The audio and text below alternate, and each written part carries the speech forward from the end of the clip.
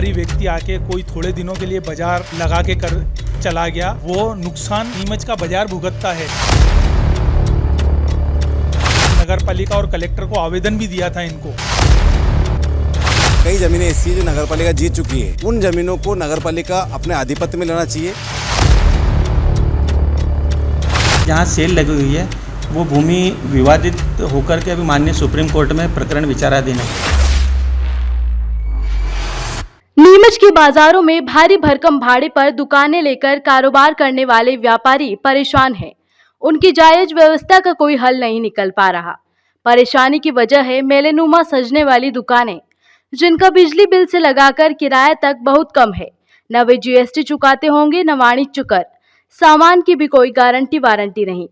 कुल जमा न हिंग लगे न फिटकरी पर रंग चोखा। नीमच के कारोबारियों ने शासन प्रशासन को इस बारे में ठोस कदम उठाने के लिए पहले ज्ञापन भी दिए, लेकिन कोई पहल तक नहीं हुई, जबकि शासन को भी राजस्व का बड़ा नुकसान हो रहा है। अब राजमंदिर विजय टाकिज परिसर को ही ले ले, यहाँ साल 2 साल से एक मीना बाजार चल रहा है। हर छोटी मोटी जरूरत की चीजें यहाँ ग्राहकों को मिलती है, लेकिन शासन को ऐसे सामूहिक लघु बाजार से कितनी हानि हो रही है, ये सभी समझ रहे हैं।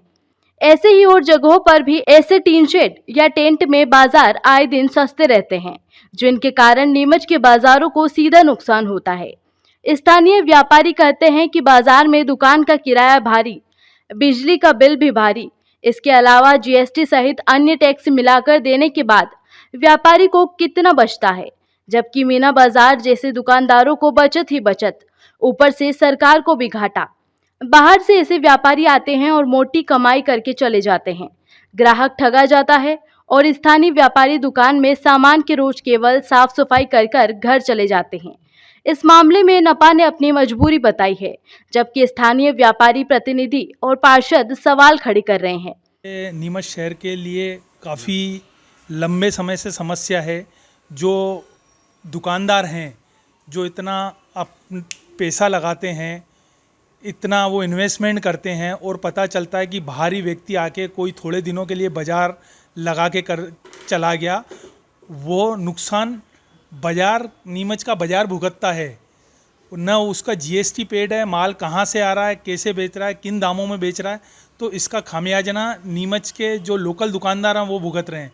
ये बिल्कुल भी उचित नहीं है। हमने पहले भी इस टाइप के कई बार प्रयास किए हैं। जो ये फेरी वाले होते हैं, लोकल बाहर से आके जो मेला ठेला लगा के और माल बेच के चले जाते हैं, हमने पिछली बार नगर पालिका और कलेक्टर को आवेदन भी दिया था इनको, कि जो स्थानीय दुकानदार हैं उनको इससे बहुत ज़्यादा नुकसान होता है उनके व्यापार को। बंगला बगीचा व्यवस्थापन बोर्ड लागू होने के बावजूद नगर पालिका कई ज़मीनें जो है नगर पालिका को अपने आधिपत्य में लेना चाहिए, एक्ट का पालन करते हुए, जो नगर पालिका नहीं कर रही है। इसी के साथ लेकिन नगर पालिका ने अपने उन ज़मीनों को अपने आधिपत्य में नहीं लेते हुए उनमें कहीं ना कहीं ज़मीनों का खेल करने में लगी है, उन ज़मींदारों से सेटिंग करने में लगी हुई है, और कहीं ना कहीं उनको ओबलाइज करने के चक्कर में और जमीन नगर पालिका की ज़मीनों को नस्ते नाबूद करने में लगी है।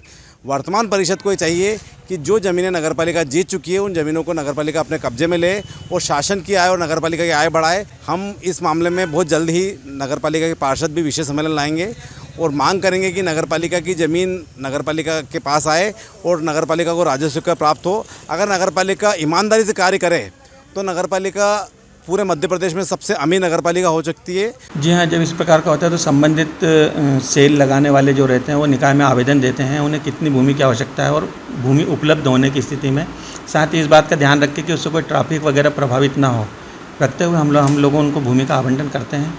और जो उनकी सीमा जो भी रहती है, 30 दिन की अवधि, 45 दिन की अवधि या 2 माह की, उतनी अनुमति दी जाती है। जहाँ सेल लगी हुई है वो भूमि विवादित होकर के अभी माननीय सुप्रीम कोर्ट में प्रकरण विचाराधीन है। जी हाँ, वहाँ सेल लगी हुई है जिसमें सभी प्रकार के कपड़े भी बेच रहे हैं, बच्चों के खिलौने हैं, अन्य और घरेलू सामग्रियाँ हैं, महिलाओं के सौंदर्य प्रसाधन की वस्तुएँ हैं। इस प्रकार की वहाँ पर सेल लगी हुई है।